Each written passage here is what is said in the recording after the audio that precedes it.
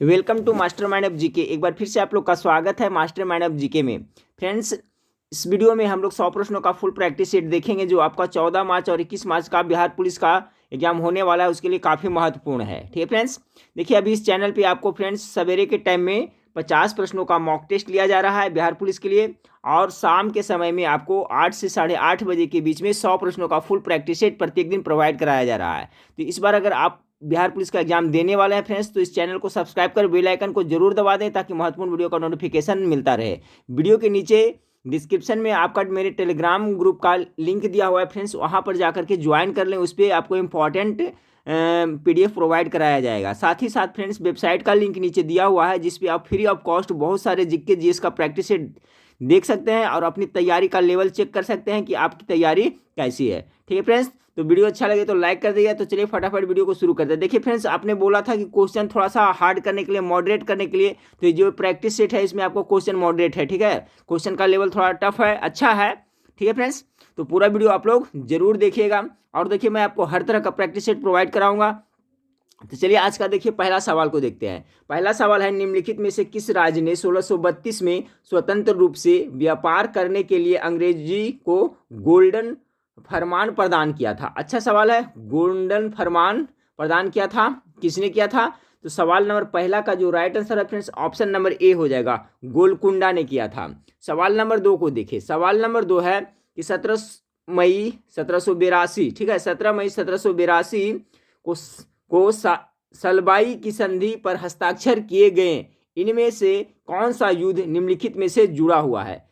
ठीक है फ्रेंड्स, तो गेस करते चलिएगा। तो दूसरा का राइट आंसर क्या हो जाएगा? ऑप्शन नंबर ए होगा। कहने का मतलब फ्रेंड्स कि जो प्रथम एंग्लो मराठा युद्ध हुआ था वो सालबाई की संधि, ठीक है, सालबाई की संधि जो 1782 में हुआ था, उसके उसके बाद में ये समाप्त हुआ था। ठीक है, किस संधि के बाद में? तो सालबाई की संधि के बाद में आपका जो प्रथम पहला एंग्लो मराठा युद्ध समाप्त हुआ था। तो इसमें देखिए 2 प्रश्न बन रहा है, ये भी याद रखिएगा कि सालबाई की संधि कब हुई थी। सालबाई की संधि तो याद रखिए कब हुआ था? 17 मई 1782 ईस्वी को आपको सालबाई की संधि हुई थी। अब पूछा जाए फ्रेंड्स आ गया कि पहले एंग्लो मराठा युद्ध कब हुआ था, तो ये आपका हुआ था 1775 से लेकर के कितना, 1782 तक। तो ये आपका इसका पीरियड है प्रथम एंग्लो मराठा युद्ध का, तो याद रखिएगा। तो प्रथम एंग्लो मराठा युद्ध समाप्त हुआ किस संधि के तहत? तो आपका सलबाई की संधि 1782।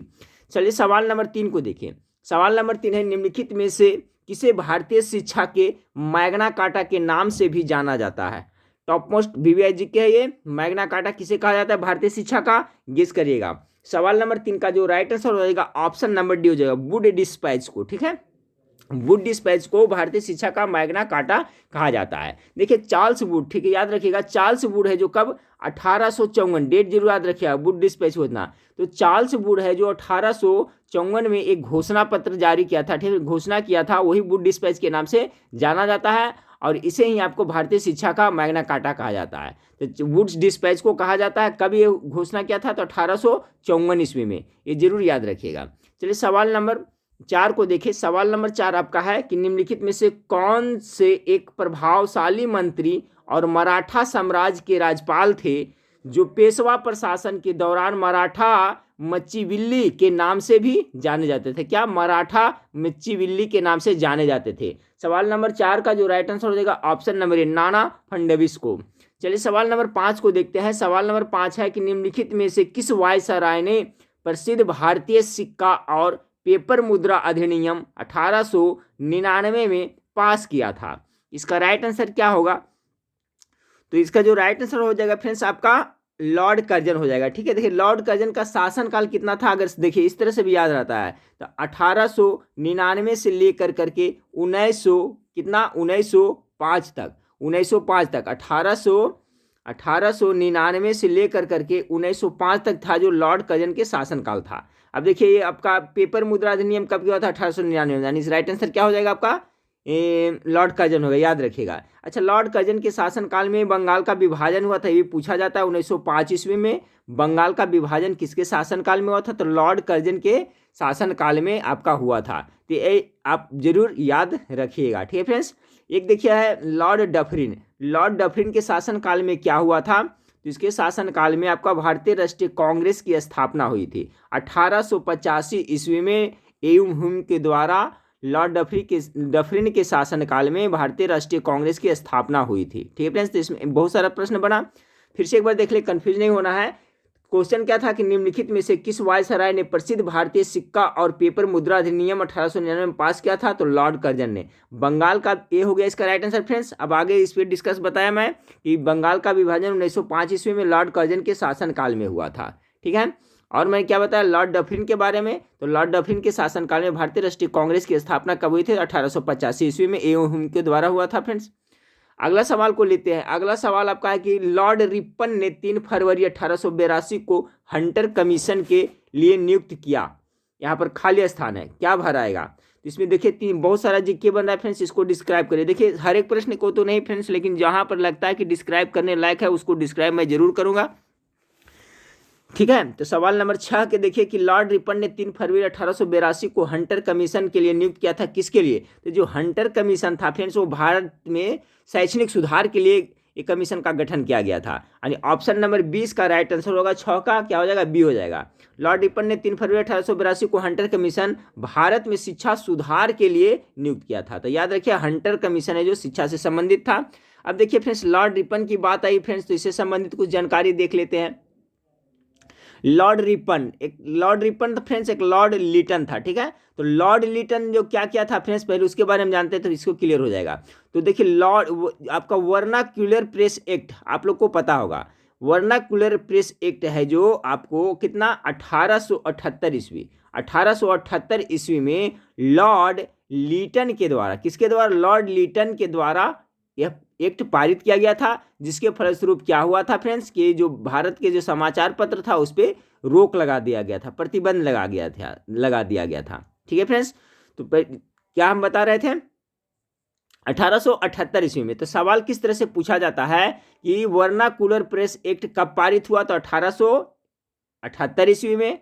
और किसने पारित किया था? तो लॉर्ड लीटन ने पारित किया था। ठीक है, अब पूछा जाता है कि लॉर्ड वर्नाकुलर प्रेस एक्ट है, इसको समाप्त किसने किया, निरस्त किसने किया? तो ये लॉर्ड रिपन ने किया था। याद रखिए फ्रेंड्स, लॉर्ड रिपन ने इस एक्ट को निरस्त कर दिया था। तो समझ गए फ्रेंड्स। देखिए कितना प्रश्न बना। पहला तो प्रश्न बना फ्रेंड्स आपका, पहला ये प्रश्न देख लें, इसमें आप लोग कंफ्यूज हो जाते हैं, फिर बोलते हैं सर दूसरा डिस्क्राइब करने लगते हैं, तो जो क्वेश्चन है उससे हट जाते हैं। तो एक क्वेश्चन फिर से देख लें कि लॉर्ड रिपन ने 3 फरवरी 1882 को हंटर कमीशन के लिए नियुक्त किया। तो नियुक्त किया था कि शिक्षा से हो गया फ्रेंड्स, हंटर कमीशन भारत में शिक्षा सुधार से संबंधित हो गया, ये आपका क्वेश्चन हो गया। अब मैंने बताया कि वर्नाकुलर प्रेस एक्ट कब पारित हुआ? तो 1878 ईस्वी में। किसने किया था फ्रेंड्स? तो लॉर्ड लीटन ने। और इसको निरस्त किसने किया था? तो लॉर्ड रिपन ने किया था। ठीक है, चलिए अगला सवाल को लेते हैं। अगला सवाल आपका फ्रेंड्स कि भारत में एकमात्र वायसराय कौन थे जिसके कार्यकाल में हत्या कर दी गई थी? बहुत अच्छा सवाल है ये। भारत में एकमात्र वायसराय कौन था जिसके कार्यकाल के दौरान ही उसकी हत्या कर दी गई थी? तो आपका सवाल नंबर 7 का जो राइट आंसर हो जाएगा ऑप्शन नंबर क्या? ए हो जाएगा, लॉर्ड मियो। अच्छा, लॉर्ड मियो से संबंधित एक बहुत ही फेमस प्रश्न है, पूछा जाता है कि भारत में जो प्रथम बार जनगणना कौन सा वायसराय के शासनकाल में शुरू हुआ था? तो 1872 ईस्वी में आपका लॉर्ड मियो के शासनकाल में प्रथम बार जनगणना हुआ था। तो ये भी याद रखिएगा। और ये लॉर्ड मियो था जो बहुत घुमक्कड़ था। ठीक है फ्रेंड्स, यानी बहुत घूमता फिरता था ज़्यादा, मतलब इसको घूमना पसंद था, ज़्यादा घुमक्कड़ था इसको कहा जाता है।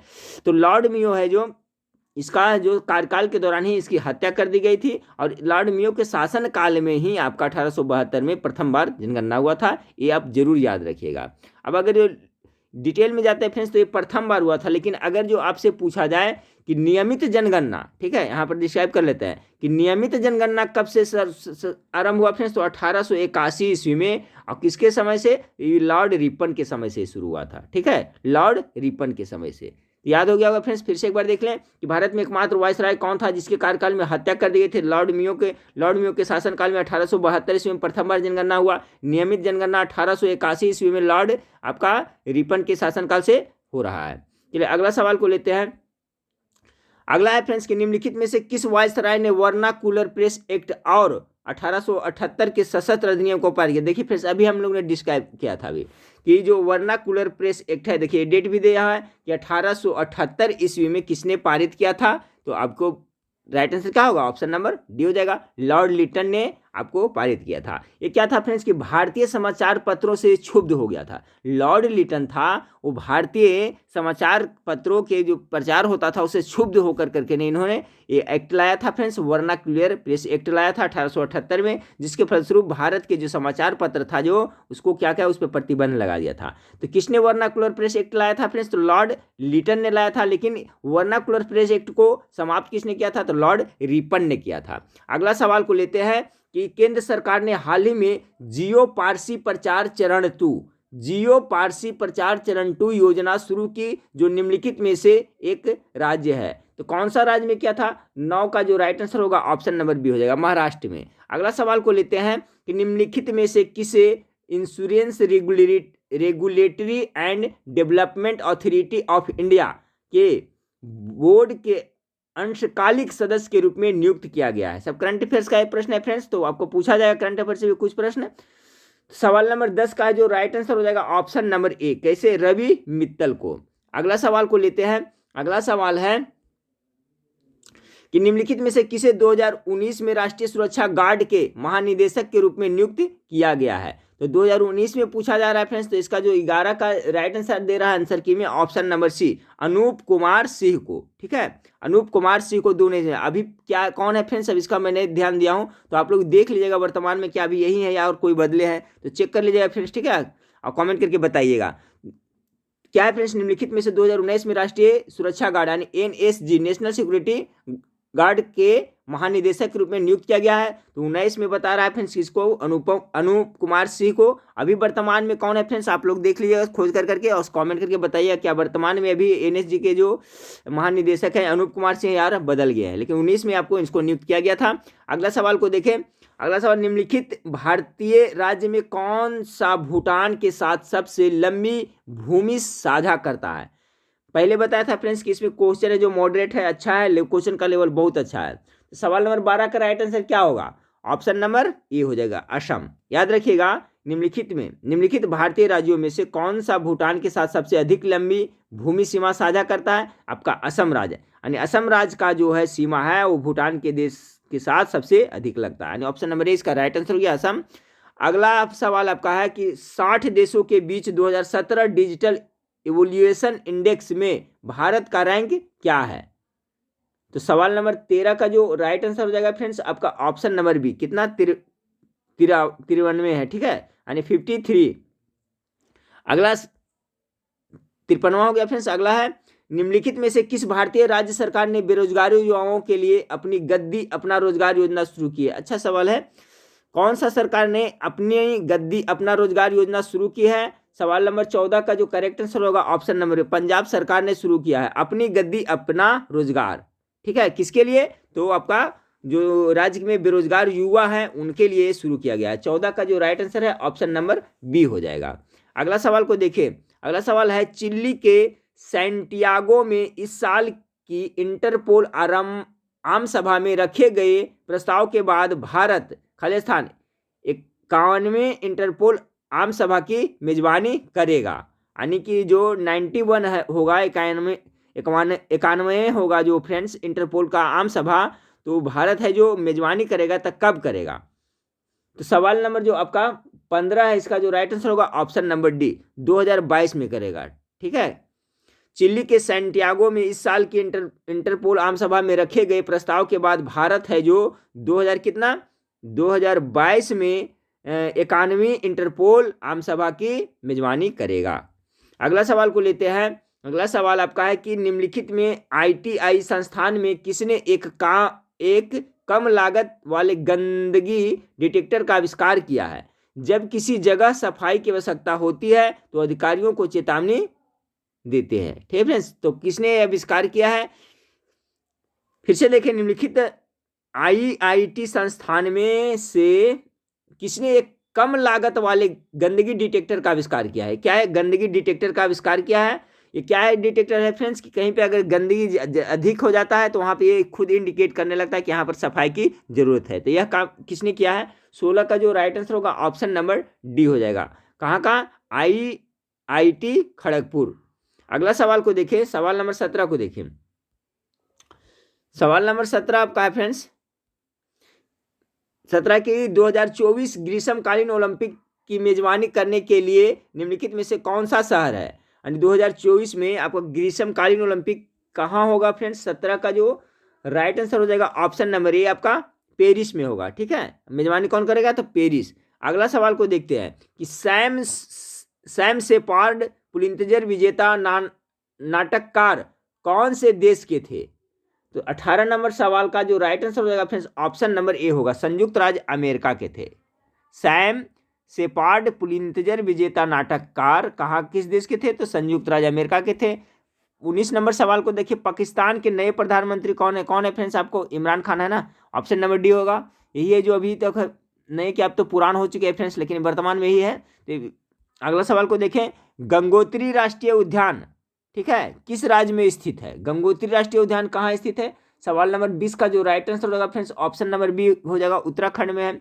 सवाल नंबर 21 को देखें कि मितव्ययी इंजीनियरिंग को निम्नलिखित में से एक की प्रक्रिया के रूप में परिभाषित किया गया है।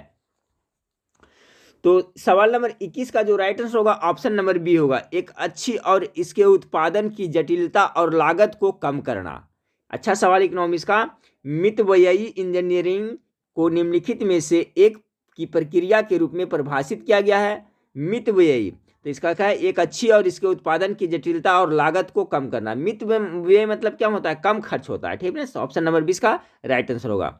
चलिए सवाल नंबर 22 को देखें कि स्तंभेश्वर ठीक है स्तंभेश्वर महादेव मंदिर निम्न राज्यों में कहाँ स्थित है? तो स्तंभेश्वर महादेव मंदिर कहाँ है? तो 22 का जो राइट आंसर होगा फ्रेंड्स आपका ओडिशा में पड़ता है। अगला सवाल को देखें, भीमबेटका रॉक आश्रय पौराणिक काल के पुरातात्विक स्थल है, यह निम्नलिखित में से किस भारतीय राज्य में स्थित है? बहुत बार बता चुके हैं भीमबेटका कहाँ पड़ता है। ठीक है, तो कहाँ पड़ता है भीमबेटका? तो मध्य प्रदेश में पड़ता है। ऑप्शन नंबर इसका राइट आंसर होगा। सवाल नंबर 24 को देखिए, भारत की पहली निजी क्षेत्र की मिसाइल उप सिस्टम विनिर्माण सुविधा किस शहर में स्थापित की गई है? तो 24 का जो राइट आंसर होगा फ्रेंड्स ऑप्शन नंबर सी हो जाएगा। ठीक है, हैदराबाद में स्थापित की गई है। अगला सवाल को देखें कि किस देश ने बिम्सटेक देशों के विदेश मंत्रियों की 15वीं बैठक की मेजबानी की थी? 25 का राइट आंसर है फ्रेंड्स ऑप्शन नंबर ए, नेपाल ने। अगला सवाल को देखें कि निम्नलिखित में से बांग्लादेश के किस विश्वविख्यात चित्रकार का निधन हो गया है? 26 नंबर सवाल का जो राइट आंसर होगा फ्रेंड्स ऑप्शन नंबर बी हो जाएगा। ठीक है, कालिदास कर्मकार को, ये कहाँ के थे? तो बांग्लादेश के पत्रकार थे जिनका हाल ही में कुछ दिन पहले निधन हुआ है। तो ऑप्शन नंबर 20 का राइट आंसर होगा। सवाल नंबर 27 को देखें, अंडमान और निकोबार कमांड द्वारा अंडमान एवं निकोबार द्वीप समूह रक्षा अभ्यास 2019 ठीक है क्या है? डेनेक्स 19, इसका नाम क्या था? DANX 19 का कौन सा संस्करण शुरू किया गया है?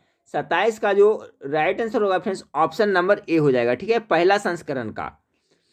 अगला सवाल है आपका कि माइक्रोसॉफ्ट इंडिया ने निम्नलिखित भारतीय राज्यों में से किस एक से अपने AI आधारित खनन मंच का बच्चों की आंख की समस्या के लिए उपयोग करने के लिए करार किया है? 28 का राइट आंसर दे रहा है friends option number C, Telangana. अगला सवाल को लेते हैं कि चिममिनी वन्य जीव अभयारण्य ठीक है किस भारतीय राज्य में स्थित है? अच्छा सवाल है ये, तो ये आपका केरल में पड़ता है। जो चिममिनी वन्य जीव अभयारण्य है वो आपको केरला में पड़ता है। ऑप्शन नंबर ए राइट आंसर हो जाएगा। अगला सवाल को देखें, अंकुर मित्तल निम्नलिखित खेलों में से किससे संबंधित है? अंकुर मित्तल है जो आपको शूटिंग से संबंधित है, याद रखिएगा। ऑप्शन नंबर ए इसका करेक्ट आंसर होगा। अगला सवाल है, आहार नली का वह भाग जो यकृत से पीत रस लेता है और पित्ताशय में जमा होता है, तो क्या होगा 31 का? आहार नली का वह कौन सा भाग है जो यकृत से पीत रस को लेता है और पित्ताशय में जमा करता है? देखिए इसमें तीन सवाल बन रहा है फ्रेंड्स। पहले इसका राइट आंसर देख लें, ऑप्शन नंबर सी होगा, छोटी आंत हो जाएगा। अब इससे संबंधित जो प्रश्न पूछा जाता है ध्यान रखिए, यकृत के बारे में। पीत का निर्माण कहाँ होता है? यकृत में होता है। यकृत को अंग्रेजी में क्या कहते हैं? लीवर कहते हैं। ध्यान रखिएगा कि पीत का निर्माण हमारे शरीर में कहाँ होता है? तो यकृत में होता है निर्माण, लेकिन जमा कहाँ होता है फ्रेंड्स? तो पित्ताशय थैली में जमा होता है। देखिए यहाँ पर दिया हुआ है, इसी में से देख लें कि यकृत से पीत रस लेता है, यानी यकृत में पीत का निर्माण हुआ, और जमा कहाँ होता है? पित्ताशय में। तो 2 सवाल हो गया फ्रेंड्स। और एक सवाल है आपका कि यकृत है जो मानव शरीर का सबसे बड़ा ग्लैंड है। याद रखिए, मानव शरीर का अगर सबसे बड़ा ग्रंथि के बारे में पूछा जाए तो आपका ये यकृत ही हो जाएगा। ठीक है, तो यहाँ सवाल क्या था फ्रेंड्स कि आहार नली का वह भाग जो यकृत से पित्त रस लेता है और पित्ताशय में जमा करता है, तो ये छोटी आंत हो गया। अच्छा, छोटी आंत से एक प्रश्न पूछा जाता है, वो भी देख लें। अगर पचे हुए भोजन का अवशोषण कहाँ होता है पूछे, तो आपका छोटी आंत में भी होता है। जो पचे हुए भोजन का अवशोषण होता है कहाँ होता है, तो छोटी आंत में होता है। अगला सवाल है फ्रेंड्स, रतौंधी तब हो जाती है जब क्या होता है, विटामिन ए की कमी हो जाती है। ऑप्शन नंबर डी इसका राइट आंसर हो जाएगा। अगला सवाल है फ्रेंड्स 33 हो गया, 32 हो गया फ्रेंड्स। 33 को देखें कि इनमें से कौन विसंवाहक नहीं है। विसंवाहक इसमें कौन नहीं है, तो इसका जो राइट आंसर हो जाएगा आपका ऑप्शन नंबर सी हो जाएगा, ग्रेफाइट। देखिए विसंवाहक, ग्रेफाइट ऐसे भी हम लोग जानते हैं कि जो विद्युत का क्या होता है, सुचालक होता है। ठीक है, रबर तो कुचालक होता है, लकड़ी भी, बैकलाइट, ये सब जो कुचालक होता है। तो देखिए सवाल को किस तरह से घुमाता है, किस तरह से, इनमें से कौन विसंवाहक नहीं है, तो ये संवाहक है ग्रेफाइट, क्योंकि ये आपका विद्युत का सुचालक होता है, बाकी ये सब कुचालक होता है। तो इस सेंस में लिया है, तो इसका राइट आंसर क्या हो जाए, विसंवाहक नहीं है तो ग्रेफाइट नहीं, ऑप्शन नंबर सी इसका राइट आंसर होगा। सवाल नंबर 34 को देखिए, इनमें कौन एक पेट्रोलियम उत्पाद नहीं है, तो पेट्रोलियम उत्पाद नहीं है। देखिए पेट्रोल का जब क्या होता है फ्रेंड्स, क्या जब प्यूरिफिकेशन किया जाता है, शुद्ध किया जाता है प्रभाजी आसवन या आसवन विधि से, तो क्या होता है उससे बहुत से निकलता है, जैसे जो कचरा निकलता है वो ग्रीस के रूप में बन जाता है। और जो एक नंबर का पेट्रोल होता है जो परनोदक होता है फ्रेंड्स, तो पहला होता है जो परनोदक होता है, वो परनोदक कहीं आपको रॉकेट ईंधन में प्रयोग किया जाता है। उसके बाद में फिर क्या पेट्रोल निकलता है, उसके बाद डीजल होता है, उसके बाद मिट्टी तेल होता है। इस तरह से जब प्योरीफाई किया जाता है तो उससे बहुत सारा होता है, चीज़ बनती है। तो वही कह रहा है इनमें से कौन एक पेट्रोलियम उत्पाद नहीं है, तो इसमें आपका देखिए मिट्टी का तेल है, पॉलीएस्टर भी है फ्रेंड्स, पैराफिन वैक्स भी है, आपका रेयॉन है जो नहीं है। ठीक है, पेट्रोलियम उत्पाद ये रेयॉन नहीं है, यानी ऑप्शन नंबर सी इसका बिल्कुल राइट आंसर हो जाएगा। सवाल नंबर 35 को देखें, इनमें से असंगत की पहचान करें, तो 35 नंबर सवाल का फ्रेंड्स इसमें आंसर की जो दे रहा है आपका सल्फर डाइऑक्साइड है जो इसमें असंगत है। ठीक है, ऑप्शन नंबर सी दे रहा है। ठीक है, अब किस आधार पर बता रहा है फ्रेंड्स, इसमें डिटेल भी दिया हुआ नहीं है। ठीक है, लेकिन इसमें कह रहा है कार्बन डाइऑक्साइड हो गया, आपका मीथेन हो गया, ओजोन हो गया, और ये सल्फर डाइऑक्साइड है, इसमें दे रहा है भिन्न दे रहा है। ठीक है, तो सवाल नंबर 35 का जो ऑप्शन नंबर सी दे रहा है, आप लोग देख लीजिए अपना सेंस लगा करके किस आधार पे भिन्न किया है, इसका right answer option number C दे रहा है। अगला सवाल को देखें, इनमें से कौन से पौधे अधिकतर तने काटने से बढ़ते हैं। अधिकतर तने किसका किसका काटते हैं तो बढ़ते हैं। 36 का राइट आंसर गेस करें, तो आपका हो गया, आपका गुलाब का भी कटिंग होता है तो बढ़ता है, गन्ना का भी और आलू का। ठीक है फ्रेंड्स, यानी ऑप्शन नंबर 20 का बिल्कुल राइट आंसर हो जाएगा 36 का। अगला सवाल को लेते हैं कि एसआई प्रणाली में पीई इकाई है, पीई किसकी इकाई है। ठीक है फ्रेंड्स, आपको एसआई प्रणाली में, तो ये एसआई पद्धति में कौन सा है, पीई का इकाई किसकी है, तो 37 नंबर सवाल का राइट आंसर हो जाएगा ऑप्शन नंबर सी हो जाएगा, जे। ठीक है, जे की इकाई है। अगला सवाल देते हैं, अगला सवाल है दो असमान मास समान के ई दर्शाते हैं, तो अधिक भार वाले मास में यह है। 38 का है फ्रेंड्स राइट आंसर दे रहा है आपका ऑप्शन नंबर ए, ग्रेटर गतिमान है। ठीक है, दो असमान मास के ई दर्शाते हैं तो अधिक भार वाले मास में यह है ग्रेटर गतिमान। अगला सवाल को लेते हैं, एक मोटर कार की गति 6 गुना अधिक होती है, तो गतिज ऊर्जा इतनी होगी, यानी कितनी होगी। देखिए इस टाइप का सवाल पूछा जाता है, इस सब सवाल को नोट करके याद कर ले, हूबहू आपको टैली कर जाता है। कह रहा है एक मोटर कार की गति 6 गुना अधिक होती है, तो गतिज ऊर्जा कितनी होगी। सवाल नंबर 39 का right answer option number B हो जाएगा, 36 बार हो जाएगी। ठीक, हाँ फ्रेंड्स, तो सवाल नंबर 40 देखिए, सवाल नंबर 40 है कि किसी जहाज का सोनार 1500 मीटर प्रति सेकेंड के वेग से ध्वनि तरंगे भेजता है। कितना, 1500 मीटर प्रति सेकेंड। ये तरंगे समुद्र तल पर 5 सेकेंड बाद लौटकर आती है, यानी लौटकर आ जाती है। समुद्र तल की गहराई मीटर में ज्ञात करिए। तो सिंपल है फ्रेंड्स, देखिए तो हम टोटल 1 सेकेंड में कितना जाता है, इतना जाता है, तो 5 सेकेंड में कितना जाता है निकाल लेंगे, तो 5 सेकेंड में कितना, 15 × 5 = 75 हो जाएगा। ठीक है, नहीं 7500 आपका मीटर ये आपका हो गया टोटल। अब कह रहा है कि फिर समुद्र की, तो ये लौटता है, यानी 5 सेकेंड में लौट जाता है, इसका हाफ कर देंगे फ्रेंड्स, वही आपका इसका क्या आंसर आ जाएगा। क्योंकि गहराई पूछा जा रहा है ना, तो 2.5 सेकंड जाने में 2.5 सेकंड आने में होता है, तो इसका हाफ करिएगा फ्रेंड्स, इसको 2 से भागा दीजिएगा, कितना हो जाएगा आपको 3750 आ जाएगा, यानी ऑप्शन नंबर ए इसका बिल्कुल राइट आंसर हो जाएगा। चलिए सवाल नंबर 41 को देखते हैं कि कहा जाता है कि जब कोई वस्तु बल की दिशा के साथ खाली स्थान के कोण पर चलती है तो कोई काम नहीं किया जाता है। तो 41 नंबर सवाल का राइट आंसर क्या होगा, गेस करिए। 41 नंबर सवाल इसका जो राइट आंसर होगा ऑप्शन नंबर बी हो जाएगा, 90 डिग्री।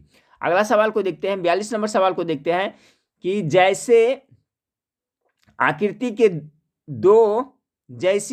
के दो स्फीयर एक ही धातु के बने हैं, परंतु एक खोखला है और दूसरा ठोस है, उन्हें एक समान तापमान में गर्म किया जाता है तो क्या होगा इसका। 42 नंबर प्रश्न का right answer option number C होगा, दोनों क्षेत्र लगभग बराबर मात्रा में बढ़ेंगे। ठीक है, जो खोखला है जो भी और जो भरा है वो भी। वही कह रहा है जैसी आकृति के दो, यहाँ पर जैसी नहीं होना, किसी होना चाहिए, ठीक है, किसी आकृति के, यहाँ पर जैसी नहीं, किसी आकृति के दो स्फीयर एक ही धातु के बने हैं, परंतु एक खोखला है और दूसरा ठोस है, तो उन्हें एक समान तापमान में गर्म किया जाएगा तो क्या होगा, दोनों के क्षेत्र लगभग बराबर मात्रा में बढ़ेंगे। चलिए सवाल नंबर 43 देखिए फ्रेंड्स, पहले बताया था इसमें क्वेश्चन थोड़ा मॉडरेट है। 43 नंबर है, पानी वातावरणीय प्रभाव में वाष्प बनाता है, तापमान को बदले बिना इसी पानी को आंशिक शून्य स्थान में रखा जाता है, वाष्पीकरण की दर क्या होगी। 43 का राइट आंसर ऑप्शन नंबर ए क्या है, बढ़त होगी, यानी बढ़ेगी। सवाल नंबर 44 को देखें कि एक पारे के थर्मामीटर को बिजली की आग के सामने बल्ब के पीछे कॉन्केव रिफ्लेक्टर सहित रखा जाता है, इनमें से कौन सा कॉम्बिनेशन थर्मामीटर पर सबसे छोटी रीडिंग देगा। ठीक है, तो 44 का जो राइट आंसर होगा ऑप्शन नंबर बी होगा, काला परावर्तक चमकदार बल्ब। ठीक है, ऑप्शन नंबर बी इसका राइट आंसर होगा। सवाल नंबर 45 को देखें कि चिकित्सकीय समस्याओं की जांच के लिए प्रयोग किए जाने वाला अल्ट्रासाउंड उपकरण की किस फ्रीक्वेंसी पर कार्य करता है। ये देखिए बहुत टॉप मोस्ट वीआई सवाल है, तो इसका याद रखिएगा फ्रेंड्स कि जो चिकित्सीय समस्याओं की जांच के लिए प्रयोग किया जाता है अल्ट्रासाउंड उपकरण, उसका जो फ्रीक्वेंसी होता है वो कितना होता है, तो इसको आपको 20,000 हर्ट्ज से ऊपर होता है। ऑप्शन नंबर डी इसका राइट आंसर होगा, ये बहुत बार एग्जाम में रिपीट हुआ, अच्छा सवाल है, याद रखिएगा कितना 20,000 हर्ट्ज से ऊपर होता है। अगला सवाल को देखते हैं, अगला सवाल आपका 46 नंबर सवाल है कि पौधों की जड़ें, ठीक है क्या है, 46 नंबर सवाल है, पौधों की जड़ें में जड़ खलिस्तान जड़ बल काम करता है, तो आपका 46 नंबर सवाल का right answer option number B होगा, पानी की खोज में मृदा में गहरे जाना। कह रहा है कि पौधे की जड़ों में जड़ बल काम करता है, तो किसके लिए, तो पानी की खोज में मृदा में गहरे जाना। 46 का बी हो गया राइट आंसर। चलिए सवाल नंबर 47 को देखिए, सवाल नंबर 47 है कि किसी भी समय काम में लगने वाले समय की अवस्था में आई कमी खालिस्तान देती है। 47 का राइट आंसर हो जाएगा ऑप्शन नंबर सी, शक्ति। किसी भी समय काम में लगने वाले समय की अवस्था में आई कमी शक्ति देती है। 47 का right answer option number C हो जाएगा। अगला सवाल है कि बर्फ का 0 डिग्री से सेंटीमीटर का एक टुकड़ा, ठीक है, बर्फ का कितना 0 डिग्री सेल्सियस का एक टुकड़ा, सॉरी बर्फ का एक 0 डिग्री सेल्सियस का टुकड़ा और 0 डिग्री सेल्सियस के तापमान वाले बर्तन में डाला जाता है तो क्या होगा। देखिए कैसा सवाल पूछा है, ध्यान से देखिएगा।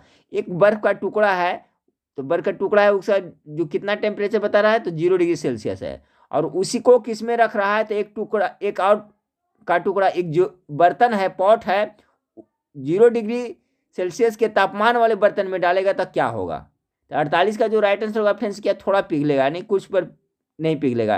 48 का जो राइट आंसर हो गया क्या हो जाएगा, ऑप्शन नंबर, कुछ भी बर्फ नहीं पिघलेगा।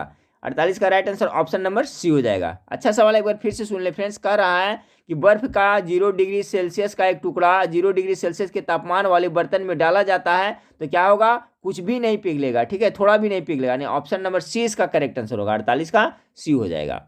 अगला सवाल को लेते हैं, 49 नंबर सवाल है फ्रेंड्स कि जी के द्रव्यमान, ठीक है, पर कार्य करने वाली शक्ति पृथ्वी पर गुरुत्वाकर्षण के कारण एक GWT कही जाती है। एक GWT के बराबर कितने के बराबर होता है, तो 980 डाइन के बराबर होता है। इसका right answer option number C हो जाएगा।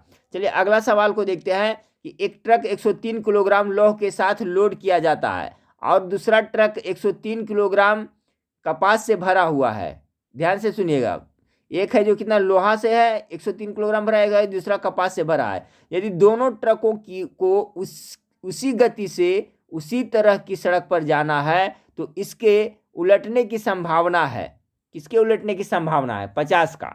50 का राइट आंसर होगा फ्रेंड्स, जो कपास से भरी ट्रक है उसे उलटने की अधिक संभावना है, यानी ऑप्शन नंबर सी इसका बिल्कुल राइट आंसर होगा। क्योंकि फ्रेंड्स कपास वाला जो ट्रक रहेगा वो क्या है, उसका ज्यादा आयतन घेरेगा। वजन तो ठीक उतना ही रहेगा लेकिन इसका आयतन ज्यादा रहेगा। तो सवाल नंबर 51 को देखिए, ओजस्वी का निम्नलिखित में से कौन सा विलोम शब्द है? अब देखिए यहाँ हिंदी से है फ्रेंड्स, ठीक है, इसमें सभी तरह को प्रश्न आपको मिलेंगे, अंग्रेजी के भी प्रश्न मिलेंगे। तो सवाल नंबर 51 को देखिए, ओजस्वी का निम्नलिखित में से कौन सा विलोम शब्द होगा? तो ओजस्वी का क्या होगा? 51 नंबर सवाल का right answer option number D होगा, ओजहीन हो जाएगा। ओजस्वी के क्या होता है? ओजहीन हो जाएगा। सवाल नंबर 52 को देखिए, साग सब्जी खाने वाले के लिए एक शब्द निम्नलिखित में से कौन सा है? तो क्या उसे शाकाहारी कहते हैं? ऑप्शन नंबर डी इसका राइट आंसर होगा। सवाल नंबर 53 को देखें, सवाल नंबर 53 क्या कर रहा है कि दुख के लिए सही पर्यायवाची वाले शब्द की पंक्ति को चुनिए, यानी दुख का पर्यायवाची कौन होगा? सवाल नंबर 53 का गेस करें। कष्ट, क्लेश, वेदना। कष्ट, कलश ने कष्ट, क्लेश, वेदना। ऑप्शन नंबर सी इसका राइट आंसर होगा फ्रेंड्स। ये है जो कष्ट मतलब दुख होता है, क्लेश मने और वेदना मतलब भी दुख होता है। सवाल नंबर 53 का right answer option number C होगा। सवाल नंबर 54 को देखिए, सवाल नंबर 54 है, विद्यापति की कौन सी पुस्तक अभी तक संपादित होकर प्रकाशित नहीं हुई है? 54 का राइट आंसर हो जाएगा फ्रेंड्स ऑप्शन नंबर बी, कृति पताका। ठीक है, कृति पताका है जो आपको अभी तक संपादित होकर प्रकाशित नहीं हुआ है। सवाल नंबर 55 को देखें, अभी उपसर्ग से बना शब्द निम्नलिखित में से कौन सा है? तो कौन होगा? अभी, अभी, अभिराम हो जाएगा। ऑप्शन नंबर सी इसका राइट आंसर हो जाएगा। सवाल नंबर 56 को देखें, पंडित चंद्रधर शर्मा गुलेरी ने किसको पुरानी हिंदी का प्रथम कवि स्वीकार किया है? किसे स्वीकार किया है? 56 का करेक्ट आंसर हो जाएगा ऑप्शन नंबर सी, राजा मूंज को। अगला सवाल को देखते हैं, देख लो साकेत नगरी है यही। देख लो साकेत नगरी है यही, स्वर्ग से मिलने गगन में जा रही में निम्नलिखित में से कौन सा अलंकार है? 57 का राइट आंसर हो जाएगा ऑप्शन नंबर बी, अत्योशक्ति अलंकार है। 57 का right answer option number B हो जाएगा। चलिए सवाल नंबर 58 को देखिए, हाट बाट कोट, हाट बाट कोट ओट ओटना ओटनी आगर पैरी, खौरी खौरी दौरी दिनही अति अति अगी है, आरत पुकारत संभारत न कोऊ काहू, व्याकुल जहां सो तहां लोग चले भागी है। अजीब सा दोहा है फ्रेंड्स, पंक्ति है। तो ये कह रहा है इन पंक्तियों में निम्नलिखित में कौन सा रस है? तो कैसा रस लग रहा है आपको इसमें? इसका जो भयानक रस है क्या है? उदाहरण ठीक है फ्रेंड्स, पढ़ने में अजीब सा लग रहा है, यानी इसका जो राइट आंसर हो रहा है फ्रेंड्स ऑप्शन नंबर सी हो रहा है, भयानक रस। एक बार फिर से पढ़ते हैं फ्रेंड्स, थोड़ा इंटरेस्टिंग है कि हाट बाट कोट ओट ओटनी अगरा पौरी, खौरी खौरी दौरी दिनही अति अति अगी है, आरत पुकारत संभारत न कोऊ काहू, व्याकुल जहां सो तहां लोक चले भागी है। इन पंक्ति में कौन सा जो रस है फ्रेंड्स? तो भयानक रस है। ऑप्शन नंबर सी इसका राइट आंसर होगा।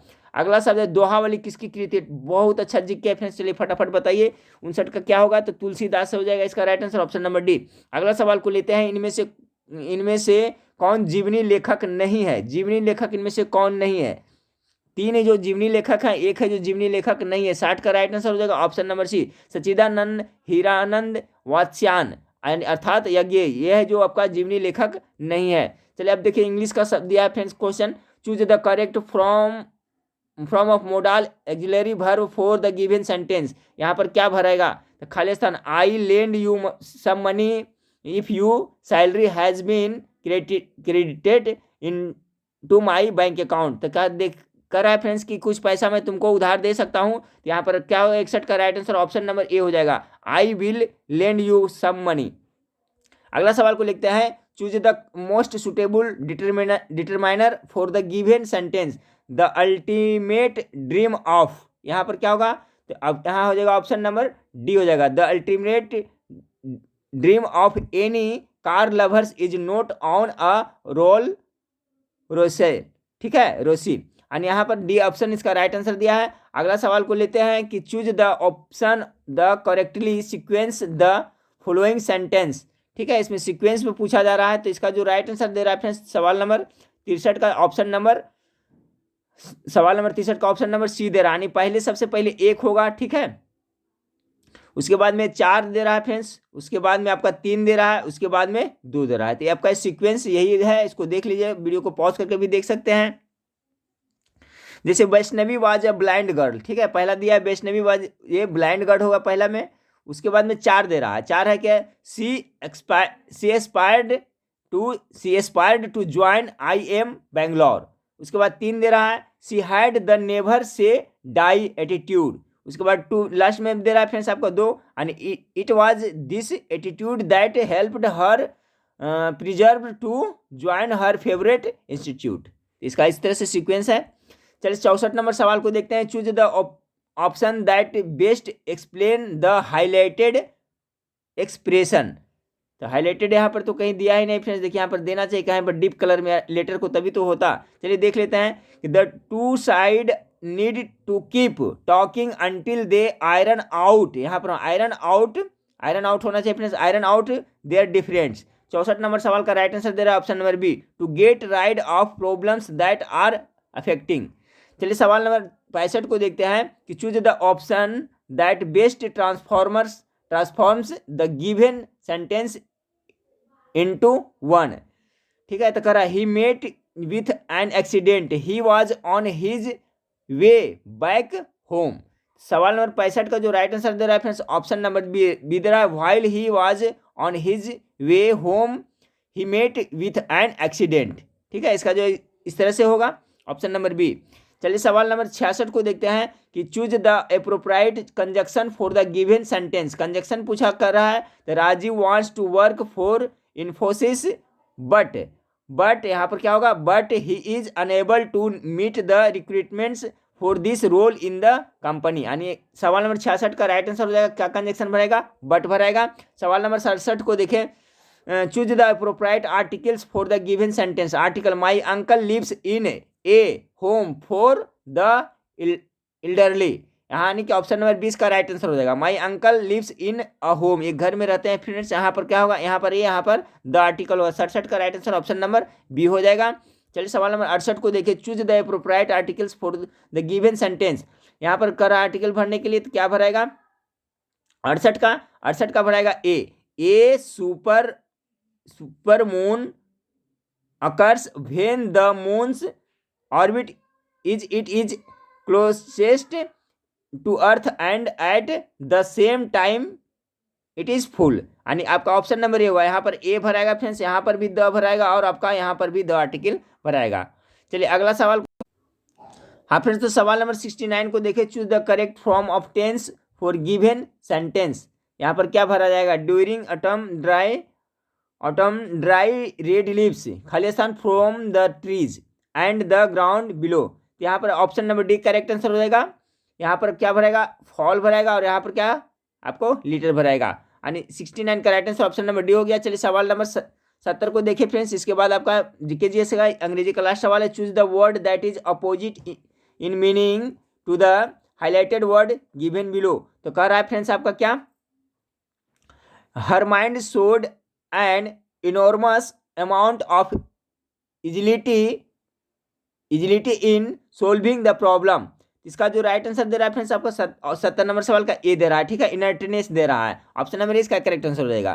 चलिए 71 नंबर सवाल देखिए फ्रेंड्स, आपका जीके जीएस का है, बिहार से संबंधित अब जीके है। बिहार किस प्राचीन गौरवमयी साम्राज्य का स्थल रहा है। इसका राइट आंसर क्या होगा, मगध का रहा है। 72 देखिए, बिहार के प्राचीन राजवंशों में आपने किसे शामिल नहीं करेंगे। तो शिशुनाग वंश किया था, साथ फ्रेंड्स आपका वैशाली वंश भी किया था, हर्यक वंश भी किया था। इसका राइट आंसर होगा फ्रेंड्स ऑप्शन नंबर डी, इसको हम लोग शामिल नहीं करेंगे, ठीक है, कलिंग वंश। सवाल अच्छा है ये कि बिहार के प्राचीन राजवंशों में आप किसे शामिल नहीं करेंगे, तो आपका कलिंग वंश को है जो प्राचीन राजवंश में शामिल नहीं करेंगे, हर्यक वंश को करेंगे। अगला सवाल को देखते हैं, बिहार की जलवायु को किस नाम से पुकारते हैं। अच्छा सवाल है। तो बिहार में जो जलवायु पाई जाती है मानसूनी जलवायु पाई जाती है, ऑप्शन नंबर डी इसका करेक्ट आंसर हो जाएगा। अगला है फ्रेंड्स आपका 74 नंबर, बिहार की जलवायु में कितने मौसम प्रचलित है। तो बिहार की जलवायु में कितने मौसम प्रचलित है, 74 का जो आपका राइट आंसर हो जाएगा ऑप्शन नंबर बी हो जाएगा, शीत और ग्रीष्म और वर्षा, मुख्य रूप से 3 है, शीत ऋतु, ग्रीष्म ऋतु हो गया फिर और वर्षा ऋतु, यानी ऑप्शन नंबर 20 का राइट आंसर हो जाएगा 74 का। सवाल नंबर 75 को देखें, बिहार में गंगा के उत्तरी मैदान से गंगा में मिलने वाली नदियों में आप किसे शामिल नहीं करेंगे? बिहार में गंगा के उत्तरी मैदान से गंगा में मिलने वाली नदियों में आप किसे शामिल नहीं करेंगे? सवाल नंबर 75 का जो राइट आंसर हो जाएगा फ्रेंड्स ऑप्शन नंबर सी हो जाएगा। कौन होगा? सोन नदी। चलिए सवाल नंबर 76 को देखिए। सवाल नंबर 76 देखिए इंपॉर्टेंट है, फिर सबको याद जरूर कर लीजिएगा। इसमें क्या कर रहा है आपका?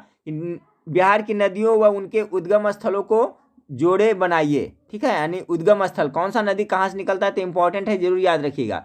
76 का, तो 76 का जो हो जाएगा फ्रेंड्स मैं मिला देता हूँ। 76 का राइट आंसर दे रहा है आपका ऑप्शन नंबर बी दे रहा है, यानी कि आपका ए का 3 दे रहा है। कोसी का कहाँ हो जाएगा? तो 3 नंबर भी चल जाइए। ठीक है, यानी सप्त कौशिकी से। उसके बाद में बी का दे रहा है फ्रेंड्स आपका 4 दे रहा है, यानी बी का 4 हो गया। गंडक कहाँ हो जाएगा?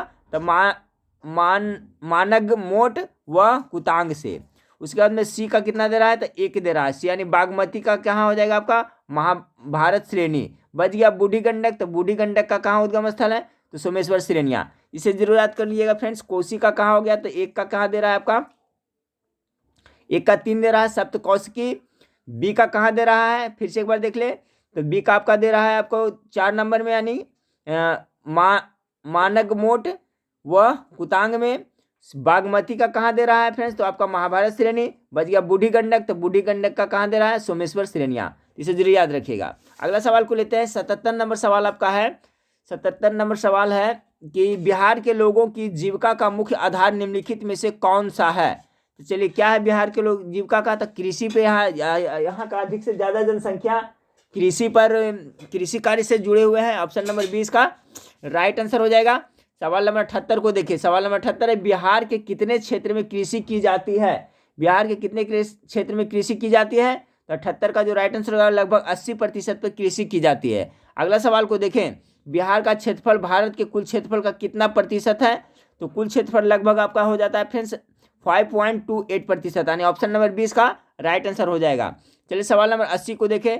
सवाल नंबर 80 है क्षेत्रफल की दृष्टि से बिहार का भारत में कौन सा स्थान है? तो देखिए फ्रेंड्स इसमें गलत दिया है आपका, पहले 12वां था। ठीक है फ्रेंड्स, लेकिन अभी कितना हो गया है? 13वां हो गया है। 12वां स्थान पर अभी कौन आ गया है? तो तेलंगाना आ गया। याद रखिएगा क्षेत्रफल की दृष्टि से बिहार का भारत में कौन सा स्थान आ गया है? तो 13वां आ गया। 12वां स्थान पर कौन हो गया है फ्रेंड्स? तो आपका तेलंगाना राज्य जो नया राज्य बना है वो हो गया है।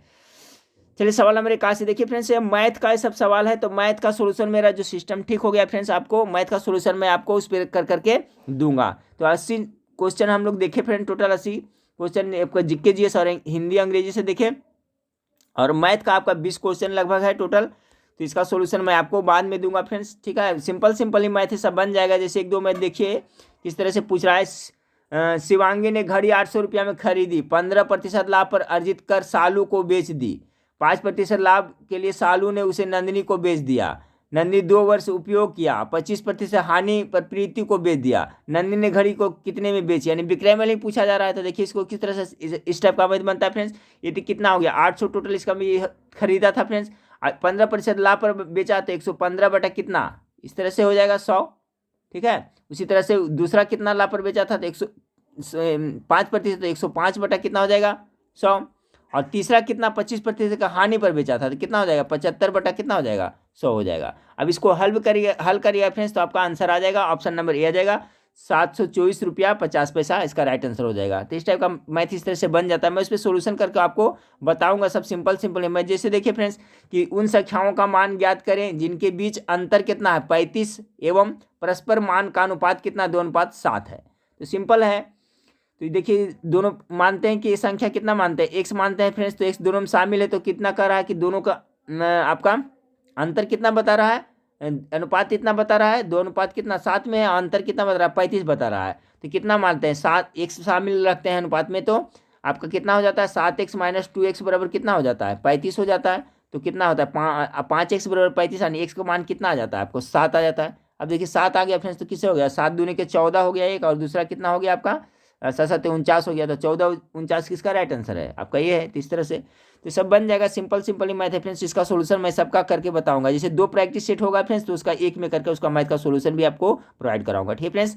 तो वीडियो अच्छा लगे फ्रेंड्स तो लाइक जरूर करिएगा, दोस्तों शेयर जरूर करिएगा। देखिए थोड़ा मॉडरेट टाइप का क्वेश्चन था, इसमें क्वेश्चन थोड़ा हट के था, इस टाइप का भी क्वेश्चन आप लोग डिमांड कर रहे हैं तो आपको सभी तरह का प्रैक्टिस सेट मैं प्रोवाइड कराता चाहूँगा।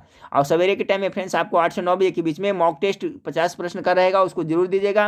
और वही मॉक टेस्ट प्रश्न को आप वेबसाइट पर भी जाकर के टेस्ट दीजिएगा फ्रेंड्स, देखिए आपको कितना याद होता है। और सबको संग्रह मैं करते चल रहा हूँ फ्रेंड्स, आपको एग्जाम तक वेबसाइट पर मिलेगा, वहाँ पर 50 सेट कब से कम हो जाएगा, तो सभी को एक बार देख लीजिएगा तो आपको याद हो जाएगा। तो नेक्स्ट वीडियो में फिर मिलते हैं, देखने के लिए थैंक यू, धन्यवाद।